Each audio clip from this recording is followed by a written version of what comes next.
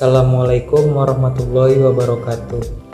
Saya Wivin Mauladi. Di sini saya akan menjelaskan mengenai masa praaksara di Indonesia. Masa praaksara adalah masa di mana manusia belum mengenal tulisan. Masa praaksara sering dikaitkan atau disebut juga masa prasejarah, atau disebut juga sebagai masa kehidupan manusia purba. Kehidupan awal masyarakat praaksara Indonesia tidak dapat dipisahkan dari perkembangan geografis wilayah Indonesia. Sebelum zaman es atau glasial, wilayah Indonesia bagian barat menjadi satu dengan daratan Asia dan wilayah Indonesia bagian timur menjadi satu dengan daratan Australia. Mencairnya es di kutub menyebabkan air laut mengalami kenaikan. Peristiwa ini mengakibatkan wilayah Indonesia menjadi terpisah dengan daratan Asia maupun Australia.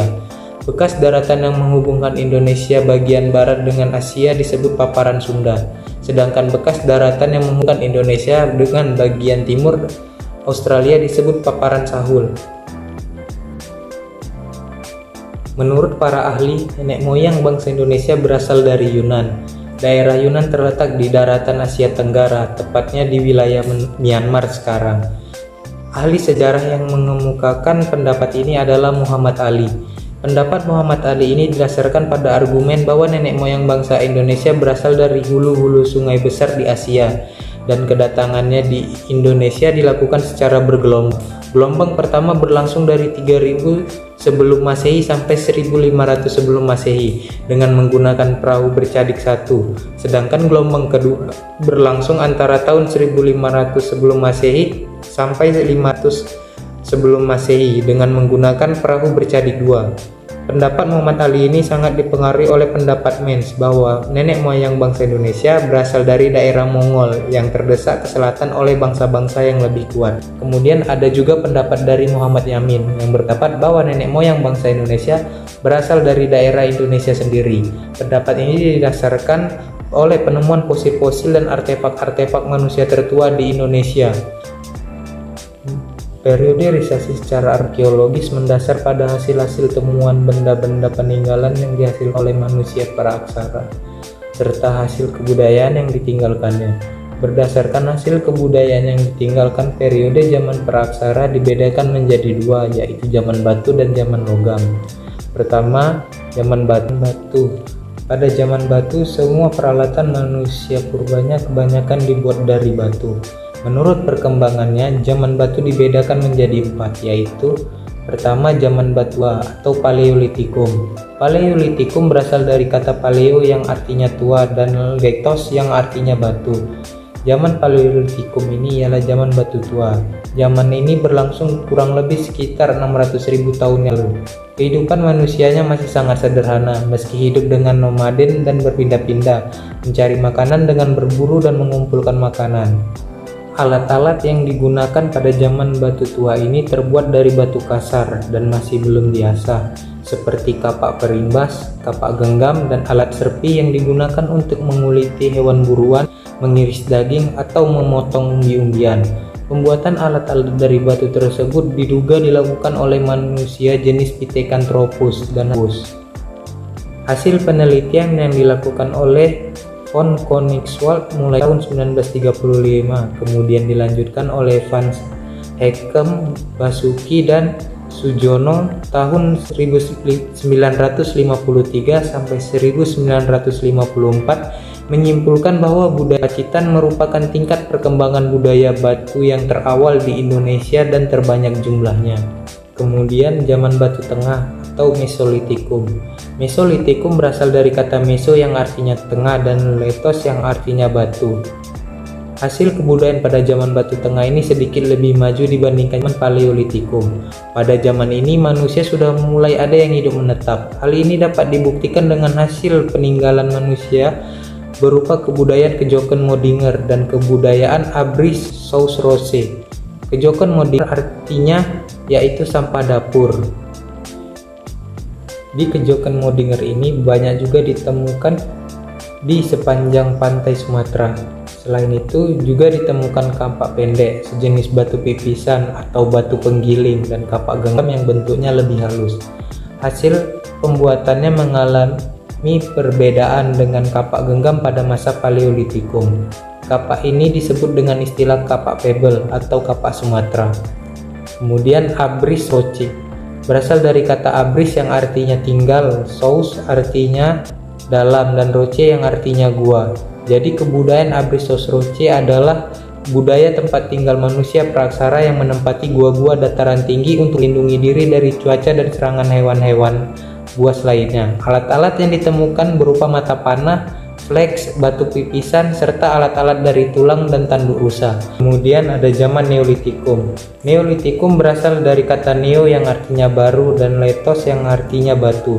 Jadi zaman Neolitikum artinya zaman batu muda. Zaman batu muda atau Neolitikum merupakan revolusi pada masa praaksara. Terjadi perubahan yang mendasar pada corak kehidupan dan cara bertempat tinggal maupun peralatan hidupnya. Pada zaman ini telah mengenal budaya atau tradisi mengupam atau mengasah alat-alat dari batu. Kemudian ada zaman batu besar atau megalitikum. Disebut zaman batu besar atau megalitikum karena hasil-hasil kebudayaan pada masa tersebut terbuat dari batu dalam ukuran yang sangat besar. Pada zaman ini, budaya pembuatan alat-alat dari batu telah bergeser untuk keperluan kepercayaan, yaitu pemujaan terhadap roh nenek moyang mereka. Mereka membuat bangunan-bangunan dari batu dalam ukuran besar. Kebudayaan tersebut telah diberi nama kebudayaan megalitikum. Adapun jenis-jenis hasil kebudayaan pada zaman megalitikum adalah menhir, dolmen, sarkofagus, dan punden berunda. Kemudian selanjutnya adalah zaman logam. Pada zaman logam, penggunaan peralatan tidak hanya terbuat dari batu, namun mereka sudah memiliki kemampuan untuk membuat lapisan peralatan dari baja dan logam. Menurut Sujono, kata perundagian berasal dari bahasa Bali yaitu undagi, yang artinya seseorang atau sekelompok orang atau segolongan orang yang mempunyai kepandaian atau keterampilan jenis usaha tertentu, misalnya pembuatan gerabah, perhiasan. Menurut perkembangannya, zaman logam dibagi menjadi 3 zaman, yaitu zaman perunggu, zaman tembaga, dan zaman besi. Karena dari berbagai wilayah di Indonesia tidak ditemukan alat-alat peninggalan dari tembaga, maka di Indonesia tidak mengalami zaman tembaga dan hanya mengalami 2 zaman, yaitu zaman perunggu dan zaman besi. Selanjutnya akan dilanjutkan oleh teman saya Sahbandi. Assalamualaikum warahmatullahi wabarakatuh. Perkenalkan, nama saya Sahbandi. Di sini saya akan melanjutkan pembahasan dari Wiwin Mauladi, yaitu proses masuknya agama Hindu Buddha ke Nusantara. Jauh sebelum bangsa kolonial datang ke Nusantara, sudah ada orang-orang yang lebih dahulu sampai ke Nusantara. Orang-orang ini adalah para pedagang dari India dan Cina. Melalui jalur perdagangan mereka lah agama Hindu dan Buddha hadir di Indonesia. Masing-masing dari agama Hindu dan Buddha memiliki kerajaan sangat besar di Nusantara. Contohnya, Kerajaan Sriwijaya yang merupakan kerajaan Buddha dan Majapahit yang merupakan kerajaan Hindu. Menurut para ahli sejarah, cara masuk dan proses penyebaran agama Hindu dan Buddha terbagi menjadi 2, yaitu antara pasif dan aktif. Masuk dari pasif ini adalah masyarakat Nusantara mempelajari agama Hindu dan Buddha melalui masyarakat India dan Cina yang datang ke Nusantara. Sedangkan yang aktif itu, masyarakat Nusantara belajar langsung ke India dan Cina untuk mempelajari agama tersebut secara mendalam, kemudian kembali ke Nusantara sebagai penyebar agama tersebut. Teori masuknya agama Hindu dan Buddha pasif ada 3, yaitu teori Brahmana, teori Vaishya, teori Kshatriya. Sedangkan teori masuknya agama Hindu dan Buddha secara aktif itu ada teori arus balik dan teori Shudra. Teori Brahmana itu teori yang dikemukakan oleh Van Loor yang mengungkapkan bahwa para kaum Brahmana diundang datang ke Nusantara karena ketertarikan raja-raja yang berkuasa dengan ajaran agama Hindu dan Buddha, sehingga raja-raja tersebut mendatangkan para kaum Brahmana untuk mengajarkan agama tersebut untuk raja-raja dan rakyatnya. Sedangkan teori Vaishya yaitu menyebutkan bahwa para pedagang beragama Hindu dan Buddha lah yang penyebar utama agama tersebut Nusantara, karena perdagangan pada zaman dahulu menggunakan jalur laut dan bergantung pada angin. Ketika para pedagang ini menetap di Nusantara, mereka mengenalkan agama dan kepercayaan kepada masyarakat. Teori ini dikemukakan oleh N.J. Krum. Sedangkan teori Kshatriya yaitu para raja-raja kalah peperangan melarikan diri ke Nusantara untuk berlindung. Sedangkan dan lambat laun mereka mendirikan kerajaan kembali di Nusantara dengan corak yang berhubungan dengan agama Hindu dan Buddha sebelumnya yang mereka anut. Sedangkan yang aktif itu ada teori arus balik dan teori Sudra. Teori arus balik ini yaitu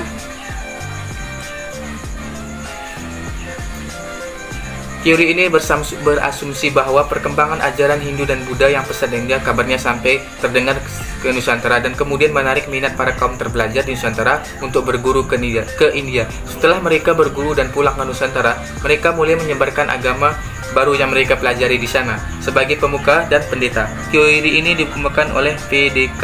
Bose. Dan teori Sudra itu yaitu para budak dari India dan Cina datang ke Nusantara karena dibawa oleh pemiliknya atau karena mencari kehidupan yang lebih baik. Pada saat mereka menetap di Nusantara, mereka berasimilasi dan beralkulturasi dan dengan penduduk sekitar. Hal tersebut membawa perubahan pada penduduk yang pada awalnya memeluk animisme dan dinamisme berganti memeluk agama Hindu dan Buddha. Teori ini dikemukakan oleh Van Weber. Inilah dia kerajaan-kerajaan Hindu-Buddha di Nusantara, yaitu kerajaan Hindu terdiri dari kerajaan Singosari, kerajaan Majapahit, kerajaan Kediri, kerajaan Tarumanegara, dan kerajaan Kutai. Sedangkan kerajaan Buddha itu ada 3 yang paling besar, yaitu kerajaan Sriwijaya, kerajaan Kalingga, dan kerajaan Mataram. Selain kerajaan Hindu-Buddha juga meninggalkan berbagai macam prasasti. Itu prasasti Candi Borobudur, prasasti Candi Prambanan, dan Candi Muara. Sejarah penyebaran Islam di Indonesia. Tokoh-tokoh penyebar agama Islam di Indonesia adalah para pedagang yang berasal dari Arab. Penyebaran Islam di Indonesia yang dilakukan oleh pedagang Arab tersebut dibantu oleh para pedagang dari India dan Persia. Masuknya Islam di Indonesia itu mulai dari abad ke-7 Masehi. Pada saat itu hanya sebagian penduduk yang bersedia menganut agama Islam. Hal ini karena penduduk masih berada dalam kekuasaan kerajaan Hindu atau kerajaan Buddha. Penyebaran Islam di Indonesia berlangsung selama 6 abad, yakni dari abad ke-7 Masehi sampai abad ke-13 Masehi. Para pedagang dari luar tersebut menyebarkan agama Islam di daerah-daerah tempat mereka melakukan transaksi perdagangan atau daerah tepi pantai, dalaman. Saluran penyebaran agama Islam itu mulai dari perdagangan, kesenian, perkawinan, dan pendidikan. Alasan agama Islam mudah diterima masyarakat Indonesia itu pertama, syarat untuk masuk Islam sangat mudah, yaitu dengan mengucapkan kalimat syahadat. Kedua, pelaksanaan ibadah sangat sederhana dan tanpa mengeluarkan biaya. Ketiga, aturan dalam agama Islam sifatnya tidak memaksa. Keempat, agama Islam tidak mengenal sistem kasta dan penganutnya, jadi kedudukan semua orang sejajar atau sama. Teori masuknya Islam ke Nusantara. Teori tersebut ada teori Gujarat. Teori ini beranggapan bahwa agama dan kebudayaan Islam dibawa oleh para pedagang dari daerah Gujarat, India yang berlayar melewati Selat Malaka. Teori ini menjelaskan bahwa kedatangan Islam ke Nusantara sekitar abad ke-13 melalui kontak para pedagang dan kerajaan Samudra Pasai yang menguasai Selat Malaka pada saat itu. Teori ini juga diperkuat dengan penemuan makam Sultan Samudra Pasai, Malik Al-Saleh pada tahun 1297 yang bercorak Gujarat. Teori ini dikemukakan oleh S. Hungronje dan Pinjanaver. Ada teori Persia, yaitu Umar Amir Hussein dan Hussein Jaziningrat berpendapat bahwa Islam masuk ke Nusantara melalui para pedagang yang berasal dari Persia, bukan dari Gujarat. Persia adalah sebuah kerajaan yang saat ini kemungkinan besar yang berada di Iran. Teori ini tercetus karena pada awal masuknya Islam ke Nusantara pada abad ke-13, ajaran yang marak saat itu adalah ajaran Syiah yang berasal dari Persia. Selain itu, adanya beberapa kesamaan tradisi Indonesia dengan Persia yang dianggap sebagai salah satu sebagai penguat. Contohnya adalah peringatan 10 Muharram Islam Persia yang serupa dengan upacara peringatan bernama Tabut atau Tabuik di beberapa wilayah Sumatera, khususnya Sumatera Barat dan Jambi. Ada teori Cina. Lain halnya dengan Slamet Mulyana dan Sumanto Al-Qutorvi, mereka berpendapat bahwa sebenarnya kebudayaan Islam masuk ke Nusantara melalui perantara masyarakat Muslim Cina. Teori ini berpendapat bahwa migrasi masyarakat Muslim Cina dari Kanton ke Nusantara, khususnya Palembang pada abad ke-9, menjadi awal mula masuknya budaya Islam ke Nusantara. Hal ini dikuatkan dengan adanya bukti bahwa Raden Patah atau Raja Demak adalah keturunan Cina. Penulisan gelar Raja Demak dengan istilah Cina, dan catatan-catatan yang menyebutkan bahwa pedagang Cina lah yang pertama menduduki pelabuhan-pelabuhan di Nusantara. Ada teori Mekah. Dalam teori ini dijelaskan bahwa Islam di Nusantara dibawa langsung oleh para musafir dari Arab yang memiliki semangat untuk menyebarkan Islam ke dunia pada abad ke-7. Hal ini diperkuat dengan adanya sebuah perkampungan Arab di Barus, Sumatera Utara yang dikenal dengan nama Bandar Khalifah. Selain itu, di Samudra Pasai, mazhab yang terkenal adalah mazhab Syafi'i. Mazhab ini juga terkenal di Arab dan Mesir pada saat itu. Kemudian yang terakhir adalah digunakannya gelar Al-Malik pada raja-raja Samudra Pasai seperti budaya Islam di Mesir. Teori ini yang paling banyak mendapat dukungan para tokoh seperti Van Loor, Anthony John dan T.W. Arnold dan Buya Hamka. Islam juga sempat menjadi kekuatan yang cukup disegani di Nusantara. Hal ini ditandai dengan munculnya banyaknya kerajaan Islam yang cukup terkenal dan berkuasa. Inilah kerajaan-kerajaan Islam yang ada di Indonesia. Yang paling besar ini ada 6, yaitu Kerajaan Samudra Pasai, Kerajaan Demak, ada Kesultanan Goa dan Talo, Kesultanan Banten, Kerajaan Ternate, dan Kerajaan Kenduri. Kemudian materi selanjutnya akan dibahas oleh Syahrul Azri. Assalamualaikum warahmatullahi wabarakatuh. Di sini saya akan melanjutkan pembahasan dari Sabandi. Sebelumnya perkenalkan, nama saya Syahrul Azri dari Prodi Pendidikan Sejarah. Di sini saya akan membahas sedikit tentang masa kolonialisme dan imperialisme. Jauh sebelum merdeka, Indonesia pernah berada di masa kolonialisme dan imperialisme. Kolonialisme merupakan suatu paham mengenai penguasaan wilayah atau negara oleh bangsa lain dengan maksud untuk memperluas wilayah kekuasaan bangsa tersebut. Sementara itu, imperialisme adalah sistem politik yang bertujuan menjajah negara lain untuk mendapat kekuasaan dan keuntungan yang lebih besar. Di dunia, kolonialisme dan imperialisme berkembang sejak abad ke-15 oleh bangsa Eropa ke berbagai wilayah, termasuk Indonesia. Faktor utamanya adalah Perang Salib dan jatuhnya Konstantinopel oleh Turki Utsmani Ottoman di tahun 1453. Jalur perdagangan Asia Eropa yang melewati Laut Tengah kemudian ditutup. Hal tersebut memaksa bangsa Eropa untuk mencari jalur perdagangan baru berbekal kemajuan teknologi pelayaran. Setelah itu, terdapat beberapa faktor lain yang mendorong bangsa Eropa untuk melakukan kolonialisme dan imperialisme. Jatuhnya Konstantinopel oleh Ottoman membangkitkan semangat penaklukan terhadap pemeluk agama Islam. Tidak hanya itu, mereka memiliki keingintahuan untuk mempelajari alam semesta, kondisi geografis, dan kehidupan bangsa-bangsa lain. Rempah-rempah juga menjadi alasan lain bagi bangsa ini untuk melakukan penjajahan. Mengingat harganya yang tinggi di pasar Eropa, mereka ingin memperoleh keuntungan dan kekayaan sebanyak mungkin. Mereka juga memiliki ambisi 3G, yaitu Gold, Glory, dan Gospel. Gold berarti mencari keuntungan dengan mengumpulkan bahan dan barang berharga. Glory berarti menyebarkan kekuasaan seluas-luasnya. Sementara Gospel berarti menyebarkan agama yang dianut bangsa Barat saat itu, yaitu Katolik. Bangsa Barat yang mendatangi Indonesia rupanya tidak hanya Belanda. Di tahun 1511, Portugis mendarat di Malaka. Spanyol juga mendatangi Indonesia di tahun 1521 dan mendarat di Maluku. Barulah Belanda mengikuti di tahun 1595 dan mendarat di Banten.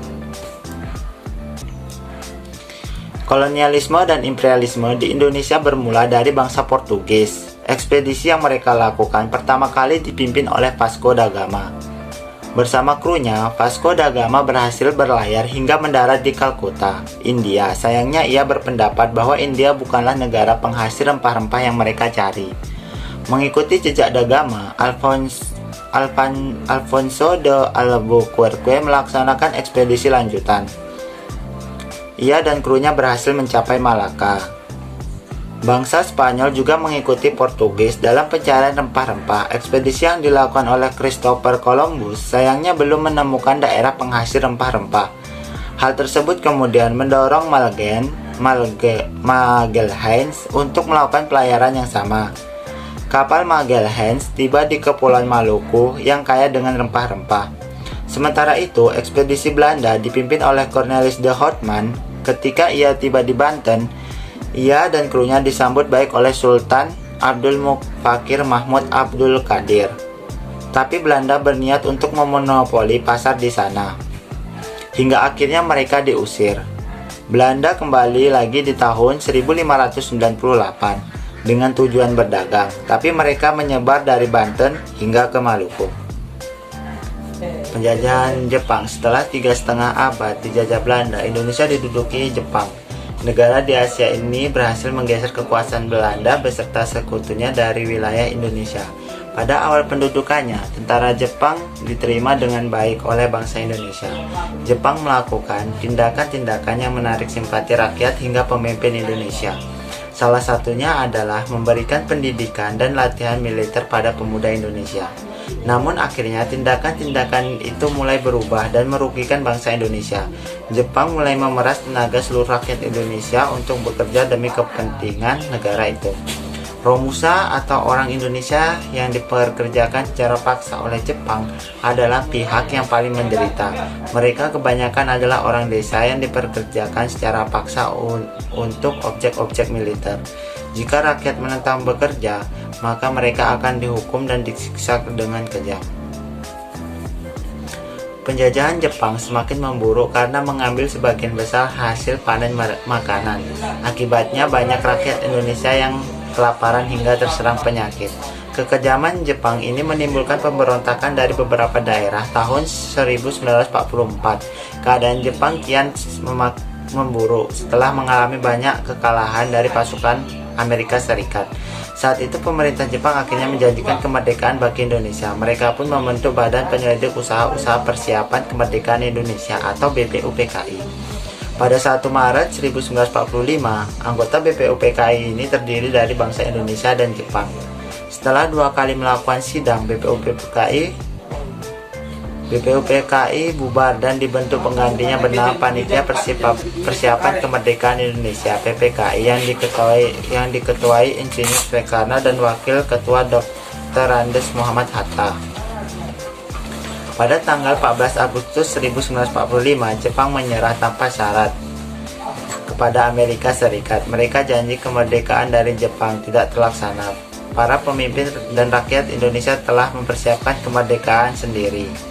Pada 17 Agustus 1945, cita-cita kemerdekaan Indonesia terwujud. Di hari itu, bendera merah putih dikibarkan dan Insinyur Soekarno membacakan teks proklamasi kemerdekaan Indonesia.